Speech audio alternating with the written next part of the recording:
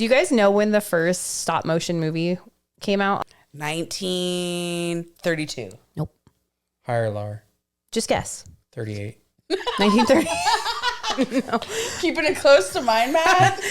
1898. 1898. What is the title of this movie? I had the 8. It's called Humpty Dumpty Circus, and it's basically these parents took a bunch of their children's circus toys and they just figured out how to do the stop motion animation to make it look like a circus scene. It wasn't phenomenal. It's actually lost footage, so you cannot find it now. There is a picture of the Humpty Dumpty Circus toy set.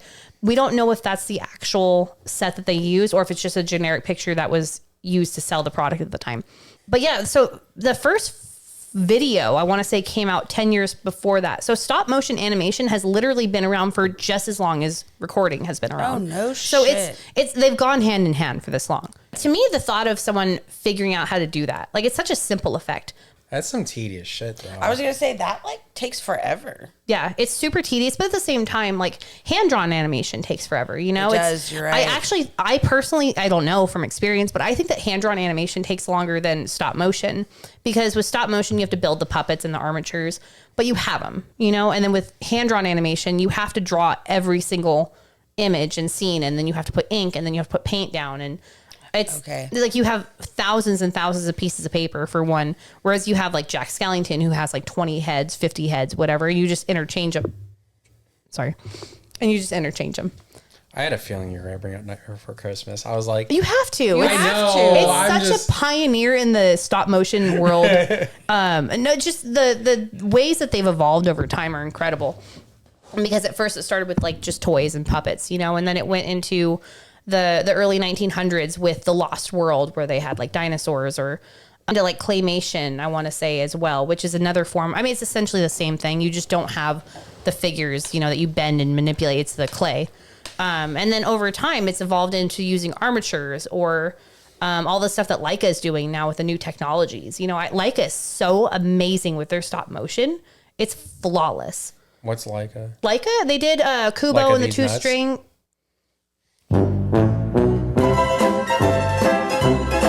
Well, for real, what's Leica? They did Coraline or Kubo and the Two Strings. Okay. They did, I believe they did Paranorman as well.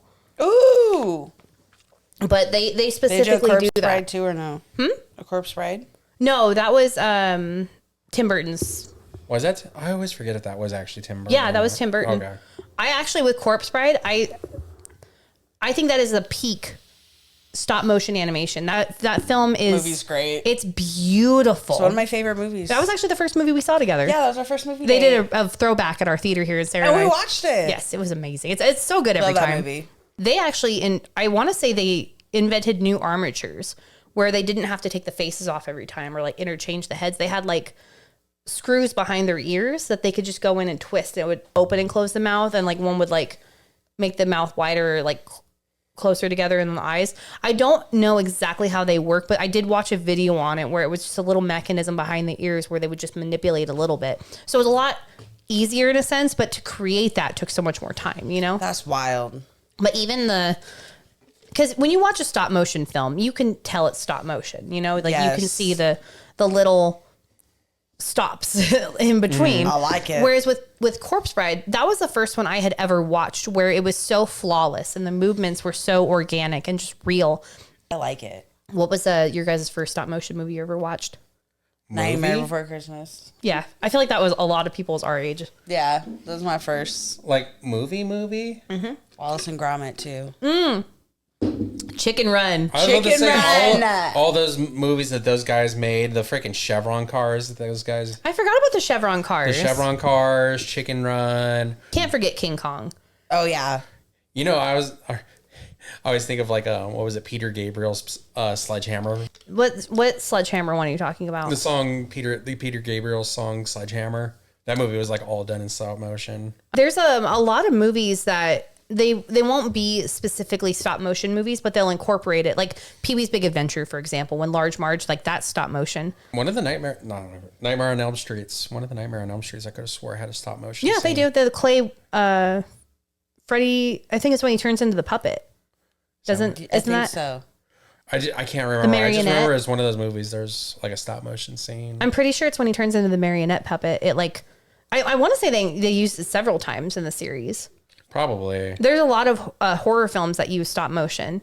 And I actually think that's really appropriate because something, as I was explaining earlier about stop motion, it's really unsettling to the eye. Like, it's really beautiful. But at the same time, it's just, when you incorporate it with real people, it kind of hits that uncanny valley a little bit where it's real and it's moving around, but it doesn't fit what you're seeing other people, what they're doing and how they're moving and stuff. And it's always made me very uncomfortable. Yes. I'm trying to think of a movie I've seen that's done that. There's the old Clash of the Titans. Did you ever see that? Yeah. Yes. That one was like Medusa, basically all the monsters. They were all stop motion. And that one always made me feel very uneasy. Just the combination of real life versus animation. It doesn't make you think that you're watching something correctly. If that makes sense. It's creepy to Right. me. But when it's all stop motion, I think it doesn't feel that way. No. No, it feels very cohesive. Yeah. I was gonna say, like, I can watch like Robot Chicken all day. Yeah. Like, Robot Chicken's another great one. Robot Chicken's great for stop motion because like it makes it feel like toys come to life almost. Yes. It's very quick, and the way that they figured out how to do it, they can bust out episodes quickly too. Oh, yeah. There was also what was it? Mark Twain's Adventures with Mark Twain. Have you guys heard of that? I guarantee you guys have seen this. I'm pretty sure I know that title. The creepy mask thing, the like white mask with the hands, and it like can transition Yes. into different Yes. faces. I feel like everyone watched that when YouTube was new. There was a clip of Yes. it, and that was the most unsettling looking thing that I remember seeing at the time. And no one had heard of this show. We had just all seen this one clip. Not to jump on the Tim Burton train, but he really did a lot for stop motion animation. Beetlejuice. And Tim Burton in general, you know, all of his films I feel like incorporated, you know, like Pee-wee, Beetlejuice. Beetlejuice.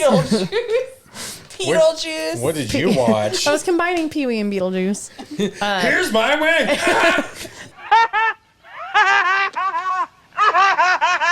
What else did Tim Burton do? With obviously he did Corpse Bride.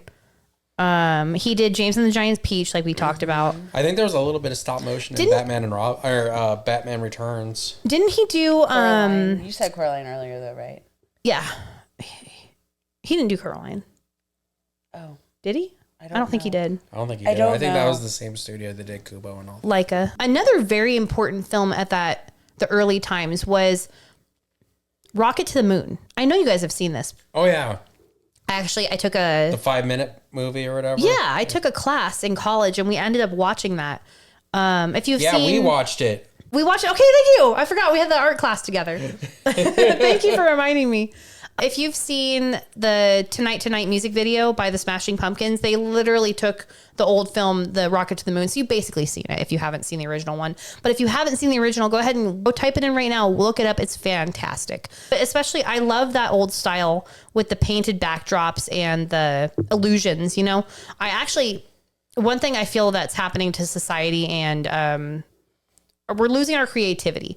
And it's there, but it's not being utilized in that kind of way. Whereas back then, they would really find out how to sell a scene by either using a painted backdrop, like Charlie Chaplin on roller skates, and it's the illusion of it is so incredible. Oh, when he falls off the ceiling or falls into. It looks like he's going to fall off the edge of the banister, you know, but he doesn't. I want to say there's an Orson Welles movie where they do something like that, and they like poke holes in the backdrop and put little lights and makes it look like there's people moving. It's really incredible. Oh. But we don't really do that kind of stuff anymore. Everything's green screen. Everything is just, you know, put in through computers. And back then, especially with this movie that I'm talking about, it doesn't look real, but it sells it. And that's the cool thing about it, is there's all these like 3D looking things that are really just flat images.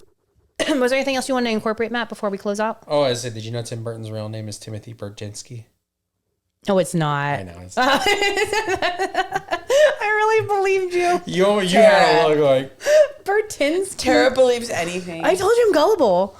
To sum it all up, stop motion is such a beautiful art form because it's really a magic trick in a way. It's one of those things that I'm so glad that there are independent studios that are still staying true to that art form, because most people nowadays would just say like, well, that's going to cost us more and more time. So let's go the easy way and just do CGI. We'll make more money. We'll save money when you're not really, you know, it's more people will be invested in the thing that you put more time and effort into, because like if you have a good story, yes, your ultimately your animation style doesn't really matter because your story is so strong.